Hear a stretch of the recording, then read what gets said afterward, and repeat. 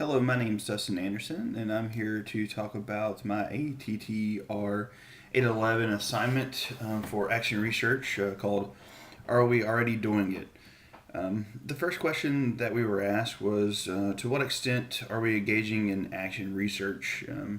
I would assume this is in our clinical setting. I think I am to a minimal and very liberal extent.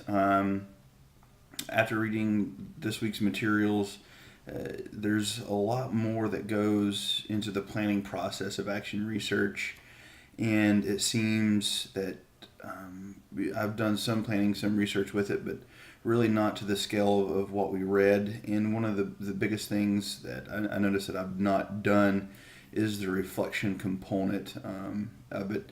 Yeah, I think I've reflected some, but not to an extent that I think that was needed and that I can do personally. Um, some of the things that I did in the past, I know I've about them before, especially when I was working with the military. You see a lot of cuboid pain. Really didn't know what cuboid syndrome was, so I did a little bit of research, figured out the best practices to fix that quickly.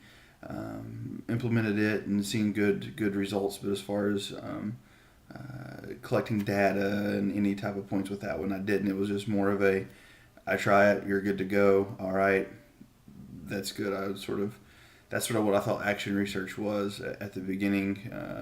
Before this class was, you read it, you find something that might work. It is to an extent. I say that's probably like a third of it, but there's also the other components of tracking it, really reflecting why it worked and why it didn't work. And I never really have done any of those yet. Um, I think it's something that needs to be taught in professional education. I know there's always this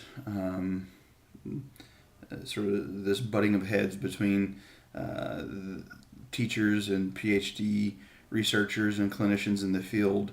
And I think patient-based research and action research are going to be the bread and butter for clinicians.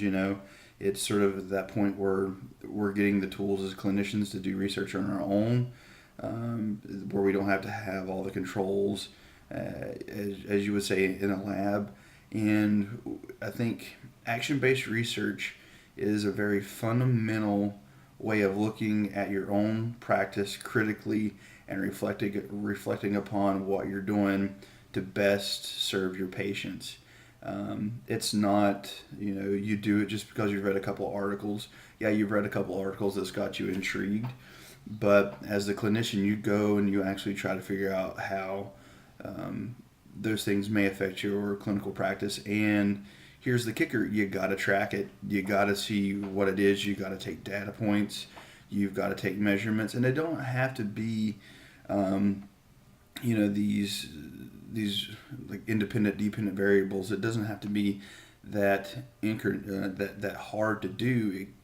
You get, I think, as a clinician, you think you got to do something extra, but you're getting the data points that you need already. It's just putting it into an organized manner where you can actually crunch some numbers and get that information.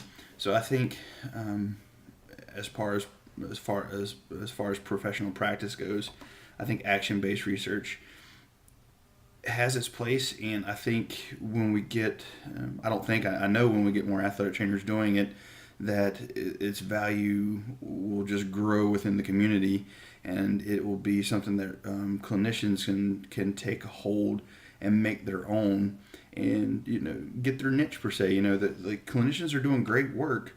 Now I think now we've gotten to the point as a profession, we got to start putting what we're doing out there. Some clinicians may not want to be scrutinized, but the best way to get better is to get feedback, is to have someone say, no, this looks like it's wrong, or it is wrong, and you and that person can get together and work out the problem. What I'm trying to say, as a clinician, don't be afraid to do something new. You're already doing what you need to document and track for action-based research, and you just need to reflect on your practice afterwards. For me, I think this is the future for clinical research.